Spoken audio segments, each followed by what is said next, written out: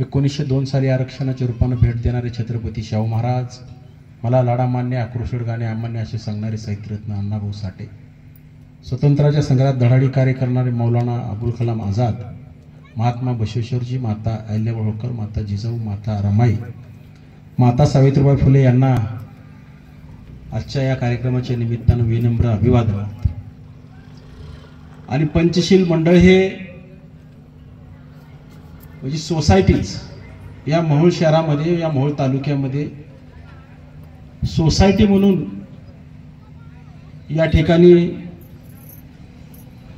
सर्व एज्युकेटेड, सर्व सुशिक्षित शिकलेले लोक एकत्र आले आणि या ठिकाणी सोसायटी काढली.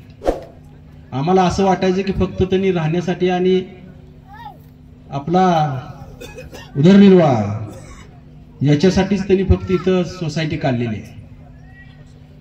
पण कालांतराने सर्व महापुरुषाच्या जयंत्या, खास करून डॉक्टर बाबासाहेब आंबेडकर यांच्या जयंतीच्या निमित्तानं जे वेगवेगळे उपक्रम हे मंडळ राबवत आहे, खरंच कमी कालावधीमध्ये या मंडळानं या मोहोळ शहराला, मोहोळ तालुक्याला कशा पद्धतीनं सामाजिक कार्यक्रम घेतले पाहिजे, समाज उपयोगी कार्यक्रम राबवले पाहिजे, अशा पद्धतीनं पंचशील मंडळाने या तालुक्यासमोर, जिल्ह्यासमोर आदर्श निर्माण केलेला आहे. एकीकडे डॉक्टर बाबासाहेब आंबेडकर यांच्या जयंतीच्या निमित्तानं मिरवणूक काढणं ते चुकीचं आहे असं म्हणणार नाही, पण डॉक्टर बाबासाहेब आंबेडकर नाचून नाही तर वाचून समजणार. आणि त्याच धर्तीवर या मंडळाने खऱ्या अर्थानं वेगवेगळ्या कार्यक्रमाच्या निमित्तानं सोलापूर जिल्ह्यामध्ये कमी कालावधी तक्षशील सोसायटीतील मंडळानं खऱ्या अर्थानं आदर्श निर्माण केले. डॉक्टर बाबासाहेब आंबेडकरांच्या बद्दल सांगायचं झालं तर माझ्या आधीच्या वक्त्यांनी बरंच सांगितलेलं आहे, पण तुम्ही आम्ही जिल्ह्यामध्ये कमी कालावधी तक्षशील सोसायटीतील मंडळानं खऱ्या अर्थानं आदर्श निर्माण केलेलं. डॉक्टर बाबासाहेब आंबेडकरांच्या बद्दल सांगायचं झालं तर माझ्या आधीच्या वक्त्यांनी बरंच सांगितलेलं आहे, पण तुम्ही आम्ही पाहिलेलं आहे की हिरा हे कोळसाच्या खाणीमध्ये तयार होतो, निर्माण होतो. पण ते कोळशाच्या खाणीमध्ये कसा होतो? कोळशाची खाण म्हणजे तप्त अशी लाल बुंद, जसा इस्तू चुलीमध्ये असतो त्याच्यापेक्षा कितीतर पट त्या कोळशाच्या खाणीमध्ये कोळसा असा लाल बुंद असतो. आणि त्या कोळशाच्या लाद्या त्या खाणीमध्ये असतात. आणि त्या दोन लादीच्या मध्ये जी कोळसाचा तुकडा येईल आणि त्या दोन लाद्याचा प्रेशर सहन करत, जी सहन करत नाही ती तुटते आणि कोळशात रूपांतर होते. आणि त्या लाद्याचा प्रेशर सहन करून, त्या इस्तवाचा प्रेशर सहन करून त्याचं काचत रूपांतर होतं आणि ते हिरा होते. आणि हिरा ही बनताना हा अतिशय गरम असतो, पण ज्या वेळेला बनतो त्यावेळेला अतिशय थंड असतो. त्याच पद्धतीनं डॉक्टर बाबासाहेब आंबेडकरांनी ज्या पद्धतीनं या ठिकाणी त्यांना धर्माचा विरोध झाला, जातीचा विरोध झाला, श्रीमंताकडून विरोध झाला, वेगवेगळ्या घटकाकडून विरोध झाला, पण डॉक्टर बाबासाहेब आंबेडकरांनी तो प्रेशर सगळा सहन केला आणि डॉक्टर बाबासाहेब आंबेडकर हिऱ्यामध्ये रूपांतर झाले.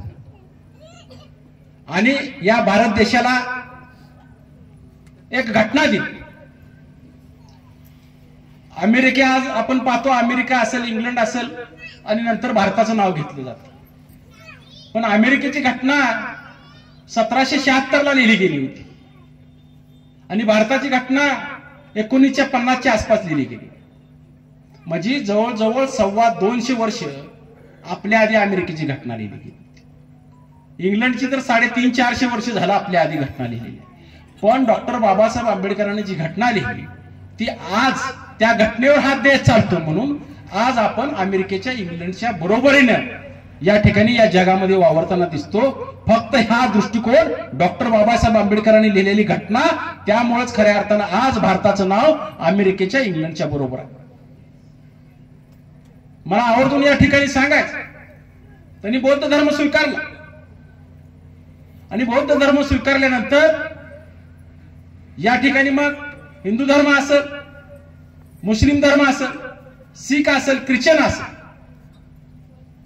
या धर्माची प्रगती, तात्या तुम्ही आम्ही या गोष्टीचं साक्षीदार, मागील 30-40 वर्षांमध्ये या ठिकाणी राहणारा बौद्ध धर्म, याची आर्थिक प्रगती, याची शैक्षणिक प्रगती, याची सामाजिक प्रगती आपण पाहिलेलं आहे की जेवणाची या दोन टायमाला जेवण त्यांना व्यवस्थित मिळत नव्हतं, कपडे घालायला व्यवस्थित त्यांना मिळत नव्हते, पण बौद्ध धर्म स्वीकारला आणि त्या दृष्टिकोनातून पुढे वाटचाल केली आणि ह्या सगळ्या हिंदू धर्म असेल, ख्रिश्चन धर्म असेल, शीख धर्म असेल, या सगळ्यात प्रगती जर कुणाची झालेली आपल्याला दिसते तर बौद्ध धर्माची प्रगती झालेली दिसते।